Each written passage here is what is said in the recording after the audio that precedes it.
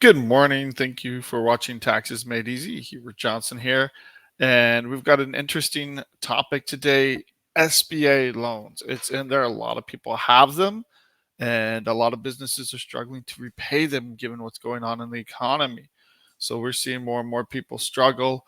And again, what are their options? And if you are considering getting an SBA loan, what are some of the things you need to know when considering doing that? How can it affect you down the road, not only for your business, but for you personally? So we've got a lot of news to cover today. Again, the election's coming up just next Tuesday, and we're going to have some fun today, covering some fun stuff, but we'll be right back after this break.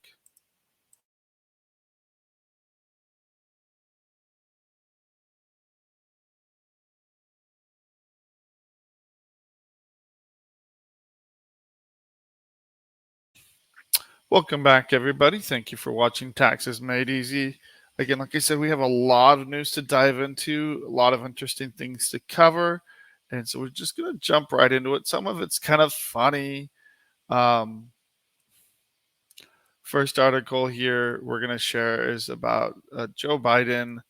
And I try not to pick on him too much. It's just some of the things just make you shake your head.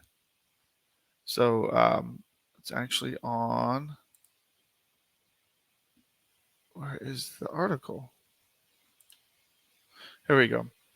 So they had a Halloween thing, which I tend to do. They want to do. It's kind of like the Easter egg roll or whatever that they do at the White House. They have some kids. They see that. And at this event, Joe Biden decided to bite 3 different babies. I'm sure he didn't bite them hard, um, but it's like, what is he doing? I mean, so it's just people are shaking their heads, and then he kisses the baby, which is normal. You love on babies. That's part of what you do as a president. But biting them, so again, we've got some scary times going on. Just a little bit of funny news. So moving forward, something else that Biden did, much to the chagrin and disappointment of the Harris administration, is that this is a couple days, but it continues on with what part of what we're talking about. So this is a couple days old. But he called Trump supporters garbage. Now, one of the things we're going to talk about is openness and transparency. That is a huge problem with this administration. Shades of Hillary deplorables. I mean, is Biden even there mentally to act in an emergency as president? Who knows? That's one of my concerns. And the Harris administration or campaign, I feel sorry for them because they have Biden going and doing stuff like that and upstaging them. So she's trying to do her final pitch to the people, and Joe Biden's going and doing some stuff like this. But the worst scandal, and this is what came out today, or it started coming out yesterday and today, is that they have another scandal in their hands because what did they do? They went and modified the official transcript. And so you have people, again, and this is going off of Tony Hinchcliffe, who was a comedian, made a bad joke at the Trump rally at the Madison Square Garden, but he was a lead act, didn't really go well. People didn't laugh, but I mean, that's not, it was just someone that was advice that you brought in to entertain the crowd while they waited for the bigger acts. That's where this comes from. So the stenographer, this coming from the Associated Press, there were unadvised tweaks to the transcript which really upset the stenographer's office. So it's drawing objections from federal workers who document such remarks for posterity. So again, this is they create a record for history, for prosperity, and again, they're calling this out. So their own the federal workers doing this are like, no, you can't do this. And they altered the transcript to make it sound like he wasn't calling them garbage. He was calling the supporters garbage. So it's a small tweak. But again, it's the cover up that always makes things worse. And it just highlights lack of transparency here, changing official transcripts. So again, I would just again, it's becoming more, and here's the transcript released, rendered the quote with an apostrophe reading, it was the supporters garbage rather than the supporters themselves being garbage. So again, a small tweak, but trying to change the meaning of what he said. And the stenographers that were there are speaking out against this. So if there's a difference in interpretation, the press office may choose to withhold the transcript, but cannot edit it independently. The supervisor of the stenography excuse me, the press offices wrote. It says our stenography transcript released to our distro, which includes the National Archives, is now different than the edited version edited and released to the public by the press office staff. So that's a concern. I mean, one of the biggest scandals, you could argue. You know what? Actually, I'm not even sharing this site. So again, going back, this is the Office of Stenography speaking out against the stenographer concerns that the transcript was altered. And again, moving on, we're gonna run into some more. Actually, we're gonna jump to this next article right now.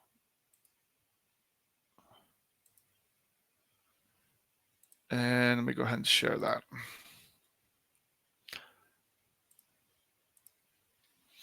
This is also from townhall.com. Another report really popping the bubble that it claims it's the most ethical, transparent administration ever. Now, I don't care who's in office, but transparency is important. So, I mean, it doesn't matter who's in office. We do need a transparent administration so the people can see what's going on. Sunlight gets rid of all kinds of corruption. And our government is known for having plenty of corruption. I'm talking about Congress. I'm talking about both parties here. But again, they claim that it's the most ethical and transparent administration in U.S. history. And this is from the Public's Trust, calling out all kinds of different scandals. And one of the biggest things is Joe Biden's mental health.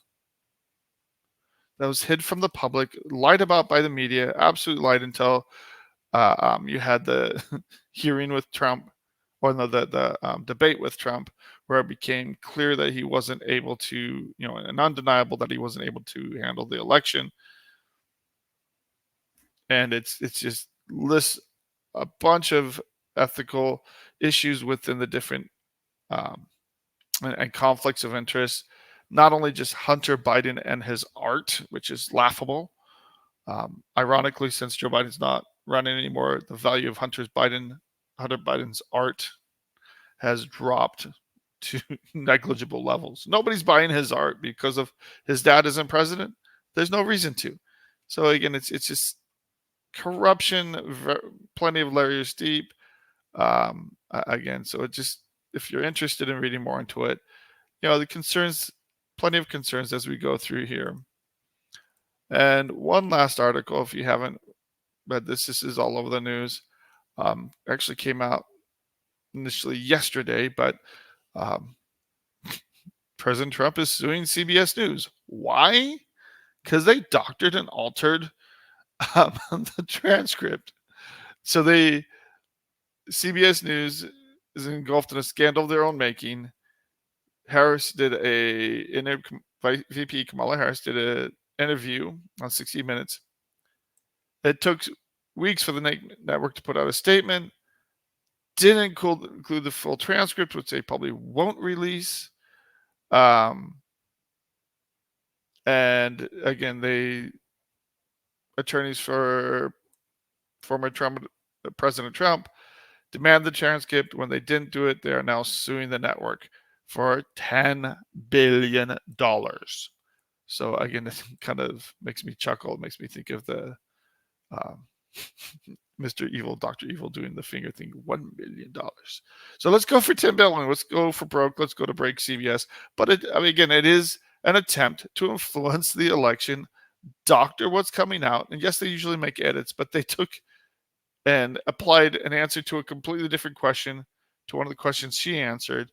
I mean, CBS did this. It's just and they're arguing that they intentionally misled the public by broadcasting a skillfully doctored, by deceptively doctoring her interview. So again, there's news, and then there's flat out lying and falsehoods. So where this is gonna go, who knows? Um, but again, it's just the level of integrity and trust in the media is out to all times low, which is concerning. It shouldn't be like that. We should be able to trust our news to some extent, but again, lately, and maybe people are waking up. I mean, maybe we shouldn't have been trusting the news for decades. Who knows? So next article here, moving away from the politics somewhat, but there's some big things happening right before the election. Let's see what happens. Um, and this is from the Epic Times. Interestingly enough, one of the big concerns here is I just heard an ad on the radio, and when I hear misleading ads, and I know better, I'm just like, maybe I should. Maybe I should just let it roll, be like a duck, let it roll off of me like water. But here, the EU is hitting China with the 45% tariffs on China-made EVs. Why? Because China is doing everything they can to hurt their auto industry. They're doing the same thing to our auto industry. So the European Union is smacking them with this pretty expensive tariff. And one of the ad I heard the other day was talking about Trump hitting China with 60% tariffs. Biden hit him with 80% tariffs. Not on everything, but on enough, and he's issuing more because there are some things we can disagree on politically. That China's a problem. China's not our friend, and they're acting like one of our worst enemy. Which, again, if you walk like a duck, talk like a duck, talk like a duck, you probably are a duck. They're acting like our worst enemy, and I'm glad to see both political parties waking up and taking China more seriously. So again, this is to remain at least in place for at least 5 years, and address China undercutting the market, selling things below cost, all financed by the Chinese Communist Party. So this is what happened when they have too much money, too much time on their hands. Beijing does crazy things like this, just trying to hurt the economies and companies of their competitors. Let's talk about someone with too much time on their hands doing crazy stuff. This next article, of course, is about North Korea. So they're sending troops to Russia to fight in Ukraine. And of course, every time it comes around for election, they fire off another intercontinental ballistic missile, ICBM. And so this time they launch it, and we were going to have to cover this after the break.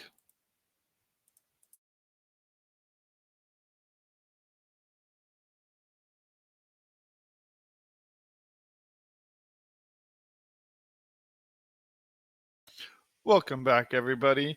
And again, turning to crazy little dictatorship of North Korea. Around this time around elections, they still want to be relevant, which is why they're sending troops into Ukraine and why they're launching a new missile past Japan. So again, it's just this one is designed to reach the United States. It's not the first time they've done it, but again, it's another missile test, and they are just saying and saying, "Pay attention to me." Again, who knows what they're going to do in the long term? Again, they have a habit of taking provocative actions like this, testing ballistic missiles and nuclear devices right around our elections.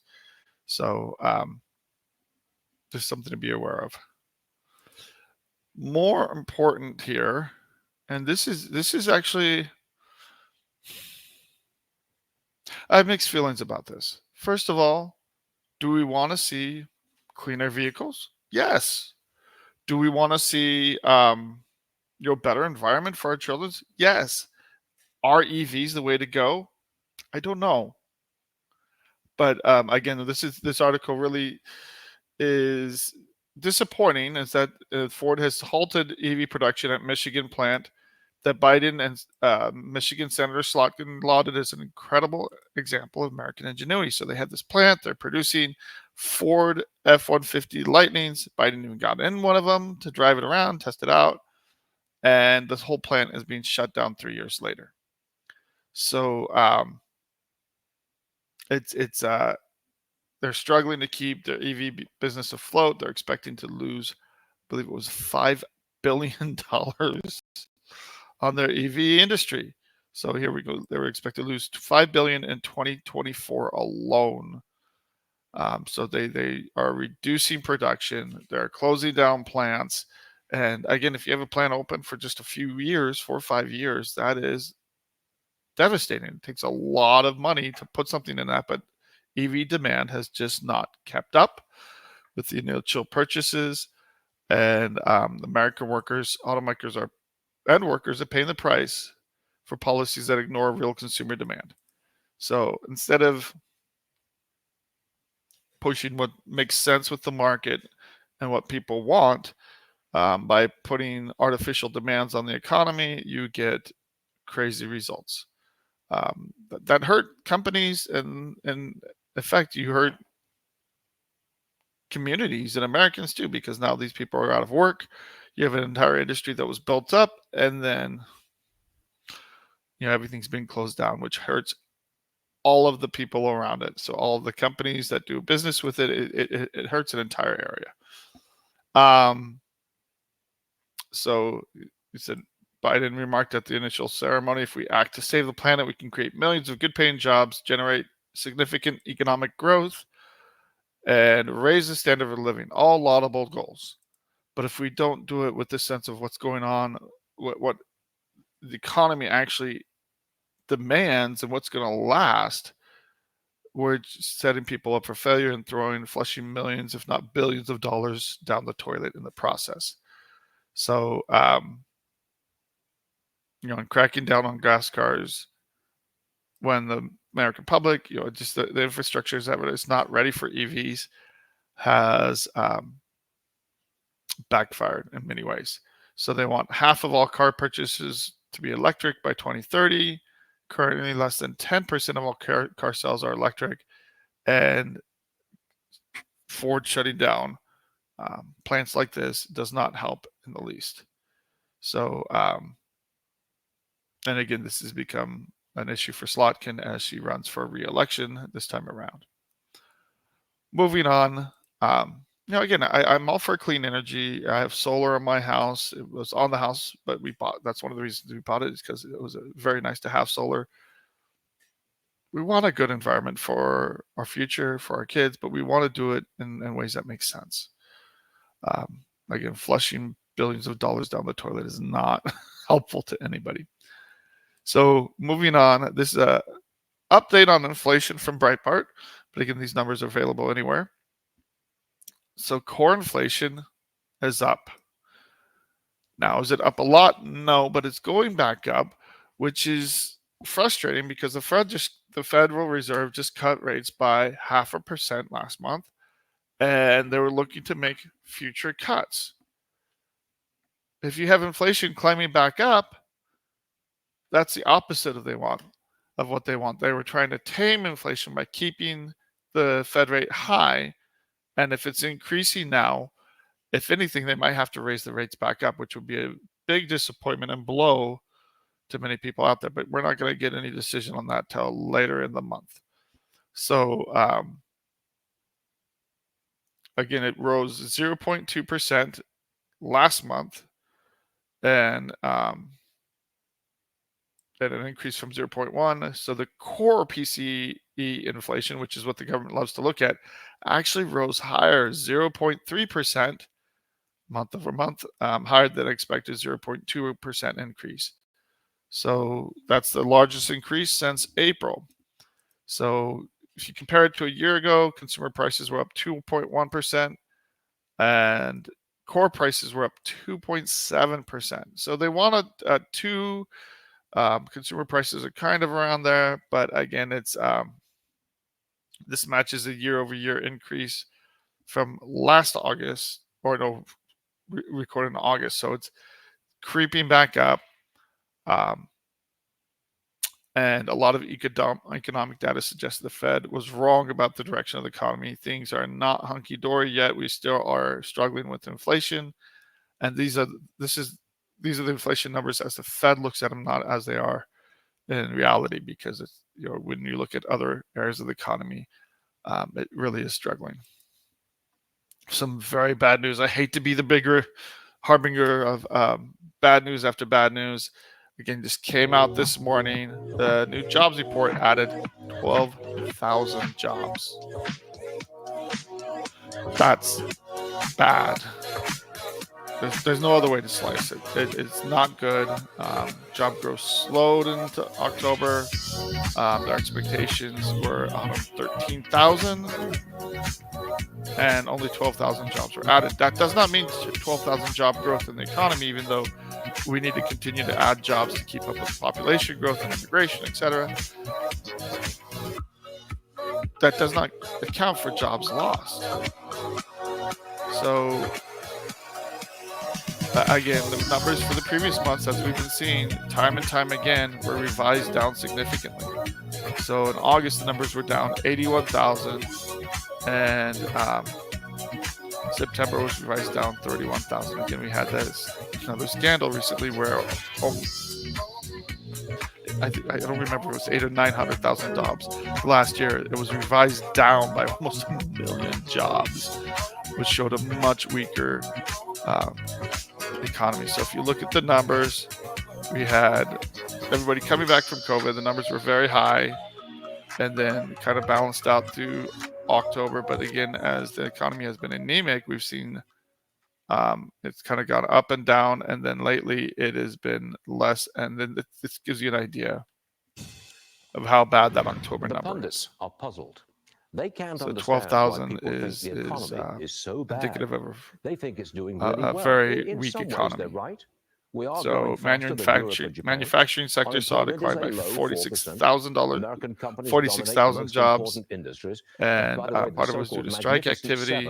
Big tech companies, they are worth more than the stock markets of Britain. Again, it goes through the numbers. Germany, overall Japan not combined. good, especially given how almost all these numbers have been revised. Influential Economist magazine has this headline: America's glorious economy. And again, more economic news. The economy grew at 2.8% in the third quarter, slower than expected.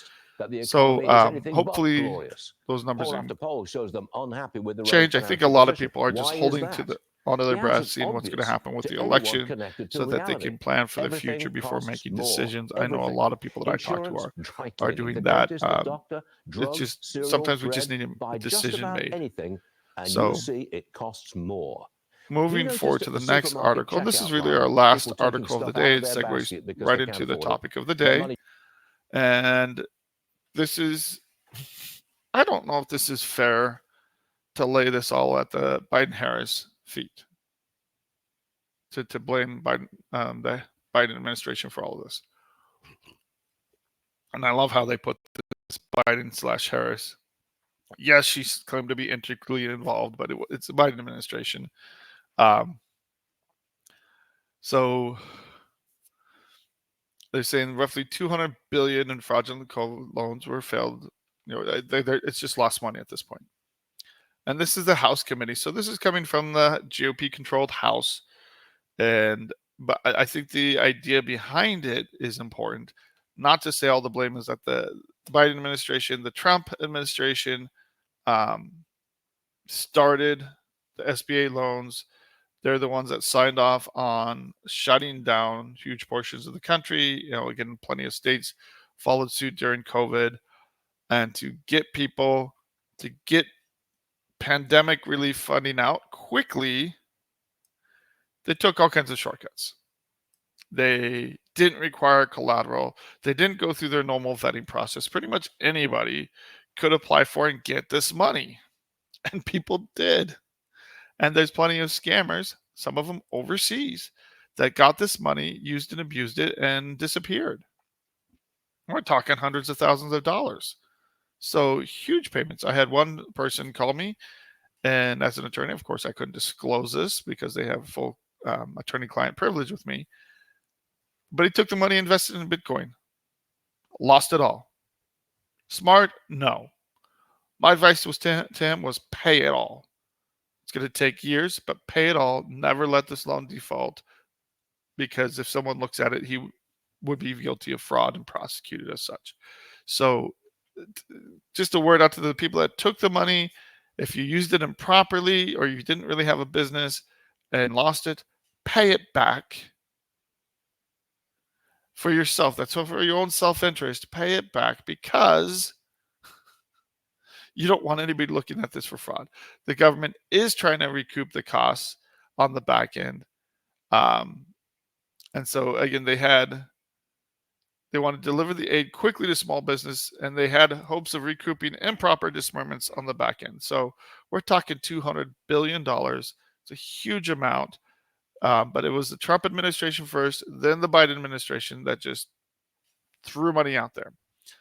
So out of the $5.5 trillion that Congress approved for aid during the pandemic, roughly 1.2 went to the SBA. And so you had the CARES Act signed by Trump and the American Rescue Plan signed by President Biden. So again, this is bipartisan here. They took the guardrails off. They just threw money out there. And again, we're seeing huge amounts of waste and fraud. So on the PPP loans, about $64 billion. On the EIDL loans, economic injury disaster loans, $136 billion in fraud. And so they're trying to go after the biggest ones, biggest fraudsters here. And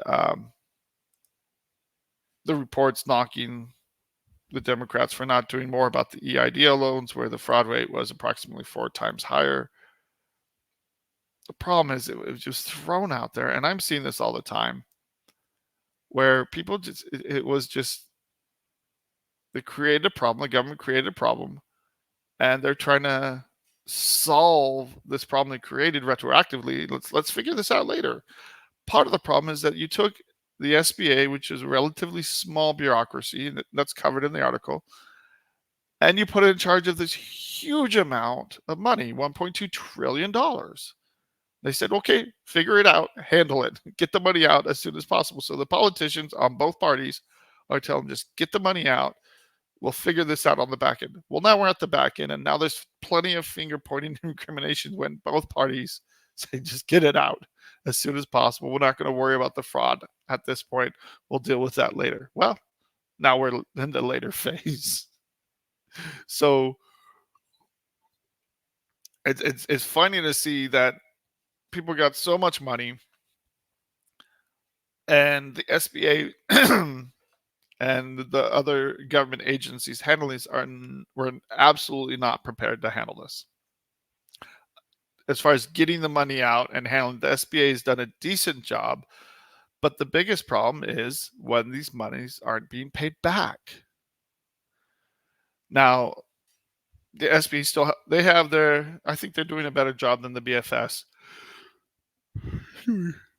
As long as the people are paying, they've come up with some reasonable alternatives, and we're going to really talk about that. What do you do if you're struggling?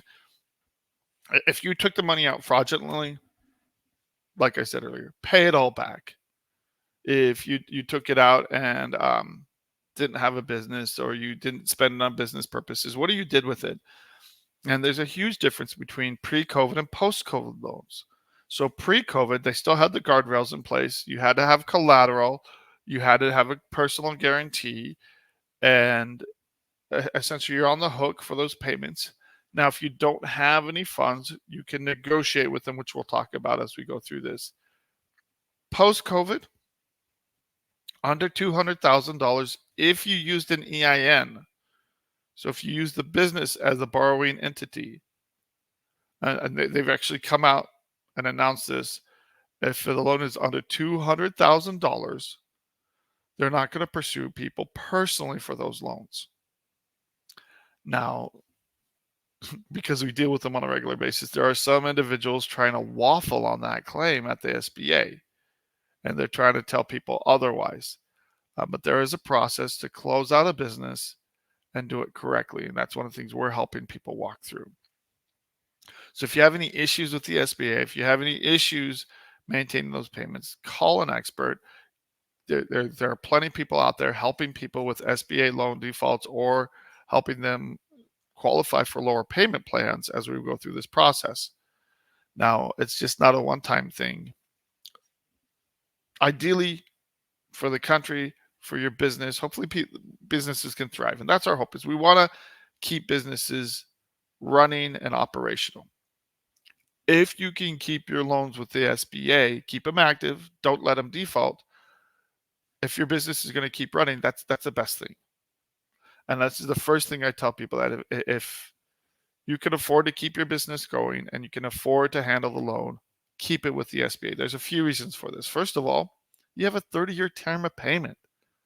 And the interest rates that were offered were very, very low, very, very advantageous at the time. So you want to keep that long 30-year payment. You want to keep the lower interest rates. And they have plans called the HAT plan, to the hardship accommodation plan, where you can get lower payments for a time if needed. You have to apply for it, but again, they've been pretty good about granting these applications as long as there aren't any wrinkles in the cases. So we've been helping people apply for those. Now what happens, it's every 6 months that you have to renew and reapply. So for the first 6 months, you can almost always get a reduction, a 90% reduction in your monthly payments. So if you're paying $1,000 a month on your loan, now you're going to pay $100 for 6 months. Now, what happens to the amount that you're not paying? It gets added to the back end of your loan. You still have to pay it. It's not a forgiveness program, but it helps people get through some rough times, get on their feet. You can usually get that approved twice. So for a total of 12 months, only pay 10% of your monthly payment. That's a pretty good deal. You just have to show that, look, we're suffering a hardship, we're trying to work through this. The SBA and the government would much rather lower your payments for a while than have you default. So they're trying to work with people to help people not default, and I commend them for that. After the first 12 months, that's when things get a little more dicey. After that, you can reapply, but your payment's probably going to jump to around 30%. And the next 6 months after that, so every 6 months you have to reapply. First 2 applications, your payment will be about 10% of the total. Then it'll go up to 30%, 50%. So after about 2 years, they're going to want you to be paying 50 to 70%, and then the whole amount. So they want you back on track, paying the whole amount moving forward. So we're going to continue to dive in this when we come back after this next break, which is now.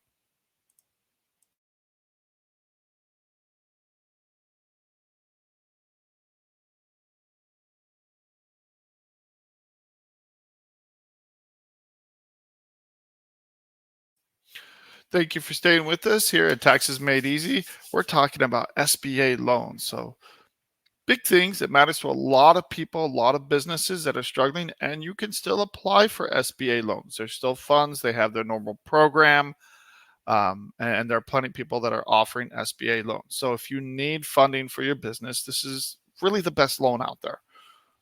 Again, it's a government loan, excellent, amazing terms still.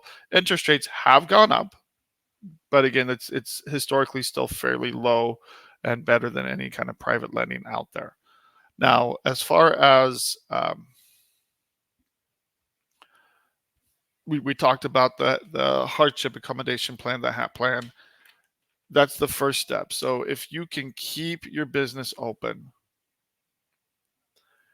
you keep the 30-year payments, you keep the lower interest rates, and it's something that you don't have to worry about. And you have this, if you fall in 100 times, you can go in and ask for lower payments for a period. As I explained, first 12 months, roughly, you can get 10%.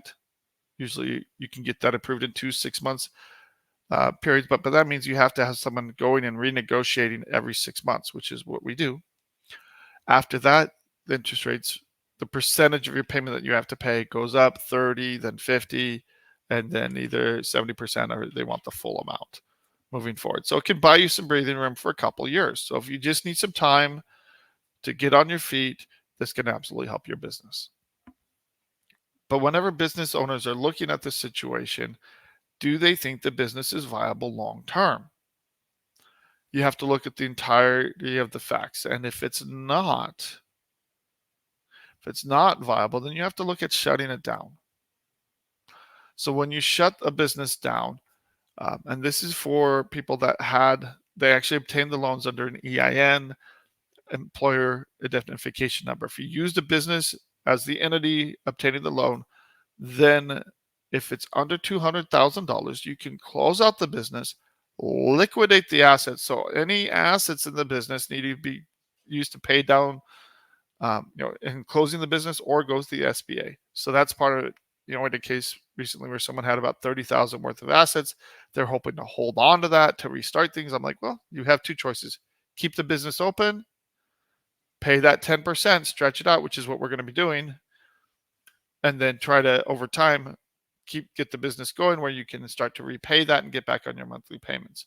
Second option is close out the business, liquidate what's left in it, and give that to the SBA. You don't want to be hiding assets from the U.S. government, especially the SBA. That's called fraud, and you don't want to go there. It's going to have civil and criminal penalties, and the U.S. government is actively trying to claw back these funds that were given out inappropriately. So, breathing a little. There's just a lot to cover here. So your first choice is keep the business open. If you can, that's ideal. What happens if it defaults? First of all, if it defaults, you have and the business is still open, you really only have one option. Well, you have a couple options. You could try to get it out of the defaulted status and back to the SBA by getting back on your payments and maintaining that. And so that takes some kicking and shoving. Don't bank on that. We've had success in some cases getting it back to the SBA and back on their previous loan, but not always. If it's been too long, if it's been too much of a problem, if the business doesn't look like it's solvent, etc., there's times the SBA has rejected that and hasn't agreed to put a business back on the original terms of their SBA loan. So once you've defaulted, it's always better to talk to someone before it's defaulted. So if your business is still open, you don't get the 30 years anymore. Now it drops down to they want a 6 to 7 year payment plan. So the payments go much higher, even though your business is struggling. The interest rate goes much higher. And now you have active collections where they're coming after you. They can issue garnishments, so they can go after your vendors. They can go after your business accounts. If you owe personally, they can hit your personal account if you're personally liable. And again, it's full on collections, and the SBA doesn't do the collections. They hand that off to someone else, and that has been changing. I'm just going to highlight that real quick. If you think that dealing with SBA defaults is clean and that the government knows what they're doing and has their stuff together, think again. It's when this first started happening, everything was shoved over. All these defaults coming in were handed over to the Bureau of Fiscal Services. Again, understaffed. They were not ready for this volume at all, just like the SBA was not ready for this $1.2 billion that they had to handle. And if everything's flowing and everything's moving on their computer systems, the SBA, I think by and large, has done a commendable job. But it's where things get messy, that's tough. And all of that has been shoved onto the Bureau of Fiscal Services. The Bureau of Fiscal Services has been so overwhelmed. Their wait time on cases got to 9 to 12 months just to get a response or get to someone assigned. And it got so bad that they took the whole mess and gave it back to the SBA. That happened about 6 to 8 months ago. So again, this is recent. The SBA had it for about 4 to 5 months. And what did they do with it? They just shut it all to outside collection agencies. So we've literally been dealing with outside collection agencies on a lot of cases. And the nice thing about them is that they responded quickly. The bad thing about them, They're a collection agency, so they're just out to collect money. They don't know about client rights or taxpayer rights, and again, it was a lot harder to work with them in some ways. They just want the money, and they're very quick to garnish. They're very quick to go after people. Now that the BFS has got on their feet a little bit, now they're transitioning a lot of the cases back to the BFS, and that's just been over the last few months, 2 to 3 months that they've been transitioning it back. So a lot of cases have been caught in limbo. It was with the BFS, then it was with the collections agency. Now it's being shoved back to the BFS, and clients are wondering, what's going on? Where am I? Where does this fall? And what's going to happen moving forward? Who knows? Again, we have a new administration coming in, either the Harris or the Trump administration, and I'm sure there'll be changes and tweaks as we go along as they try to figure this out. But defaults are actually going up, not down. We're just seeing more and more of them come in, more and more businesses struggling. And it's been a tough economy. It really just has been. And a lot of times people end up closing businesses because they're retiring. We had one gentleman that was taking money out of his own retirement funds to make sure his people got paid, long-term employees that he really cared for, as he wound his business down. But he still had this SBA loan. What does he do with that? And we can help them close out the business, do it right, and walk away from this loan. Now, if you didn't use the business EIN, you're liable personally for the loan.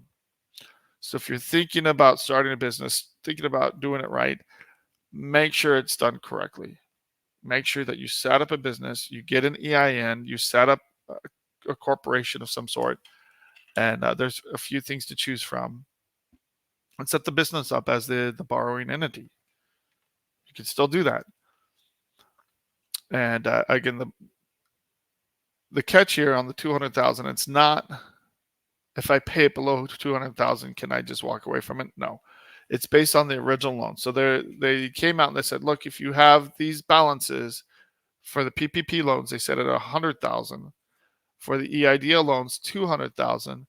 And if it's below that amount and your business failed, there's no assets left in the business, you can essentially walk away. But you have to make an application for it. You have to show them that, look, there's no more assets in the business. The business is defunct. It's not operating anymore. And here's the catch. This is something that they won't tell you, so this is why it's important to talk to a tax professional. You need to close it out, not just with the SBA. You need to close it out with the state that you incorporated it in, or where you filed it, and you're the Secretary of State and the IRS. You'll have a tax account with the IRS if you filed any tax returns. If it was open for any period of time, it probably did have an IRS tax account. You need to shut it down with both. So SBA, state, Secretary of State, in most cases, and also with the IRS. So we assist in making sure they're closed out correctly with all three agencies, and that way you can move on. I can't tell you how many times I've had people close it out. Now, I want to mention one other thing. Partnerships. I can't tell you how many times has been burned. I talked to someone yesterday by a partnership. They were in a partnership, or they were part owner of a company. They signed on, they got an SBA loan for the business, and then they were bought out, they sold out, whatever happened, they separated ways. When you do that, you need to file the paperwork with the SBA. Don't trust anybody else to do it, because I can't tell you how many times I've heard, oh, well, my partners were supposed to do it. They were still in the business, and it never happened. Years later, the business is failing, and the SBA is coming after them personally for the debt as well, because they never got rid of their personal liability. So there are ways to try to apply to get that done retroactively. It's much, much harder if the business is failing. So you want to do it right away when you're stepping out of the business while the business is still in a good financial position. So again, just don't trust anybody else when it comes to this. Make sure yourself that it's either done correctly. Hire a tax professional to handle it. That's something we can assist with, and make sure that you absolve yourself of any responsibility for the loan debt, so it doesn't come to surprise you and hurt you down the road. Now, one of the things what are your options if you're in that default phase? So the business has crashed, it's over, it's done with, and you're personally liable for the debt. If it's over 200,000, or if the business is still open, what are your options? If it's still open, your only option really is an installment agreement. So, and the terms are not going to be pretty. Like I mentioned, 7 to 8 years, much higher interest rate. They're going to want as much as you can up front. If you can't afford to pay the full amount, you can apply for a partial pay installment agreement to pay less than the full amount, but you have to argue and you have to fight for it. There aren't clear standards like when you're dealing with the IRS or even state agencies. The SBA is the Wild West now of resolving government debt. And so a lot of it is showing, look, I need some time. Let me get on this lower payment. This is all I can afford. They're more willing to do that if the business is closed. So if you show your personal finances, this is my new situation, this is all the money I have coming in, this is all I can afford to pay monthly, you're much more likely to get a partial pay installment agreement where, let's say if your payment was $1,000 a month that they're asking for, you can pay $200 to $300 or even less depending on what your finances are. But they're gonna want something at least $100 to $200 a month, and it depends on the size of the loan and what your assets are. So they're gonna go through your personal finances to see what you qualify for. There is a hardship application. So if you don't have any funds and the business is closed, the business has to be closed essentially to do this. You can qualify for 0 payments for a time. Now, how long that lasts, we don't know. Again, the SBA is still figuring that out. Everything's up in the air, which is fun when you have a new situation and a new government agency try to figure out what works best. And lastly, if the business is closed, there is an offer and compromise offer or option. Do not bank on this. And the reason I tell you this is while there is an offer and compromise, again, this is being fleshed out. They have not been accepting a lot of offers. We have submitted some. They are doing their best to reject them, to question them, and a lot of it is the SBA just doesn't want to wipe these out. We get IRS offers accepted regularly. We do them fairly regularly with some of the states as well. With the SBA, we're submitting those. We've had some submitted. They're still figuring out as it bounces from the BFS to the collections agency back, and it's not something that they're accepting on a regular basis. While it's there and while it's there as an option, if you truly qualify for a hardship situation, you might want to consider the offer and compromise. Try it, and if they accept it, great. If not, use that hardship or the 0 payments for now as an option. But again, if it sounds messy, it's because it is. If it sounds like the government doesn't know what they're doing and they're figuring out as it goes, that's the reality of the situation. So anytime you have the government step in and do a huge new program, it's going to take time to flesh it out. It's going to take time for things to be established. And that's really where the SBA is right now. So again, if you have questions, if you are struggling to make your SBA payments and you're not sure what to do, give us a call, review your options, know what your options are before you start making any decisions that can't be reversed. And if your business is in that situation where it needs to be closed down, sometimes it doesn't pay to wait. You can incur a lot more costs and lose more money by waiting well past when a business should be shut down. So again, give us a call at 520-485-7371 if you have any questions. And you can find out, you can find this episode and other episodes on the SBA and other issues on our YouTube channel. And the direct link for that is at guardiantaxlaw.com, which is our website. So again, don't have to go this alone. There are experts there ready and willing to help you. And again, we do a free consultation if you just need some good advice. Just give us a call and we'll help you through this. So again, thank you for watching Taxes Made Easy and look forward to seeing you guys next week.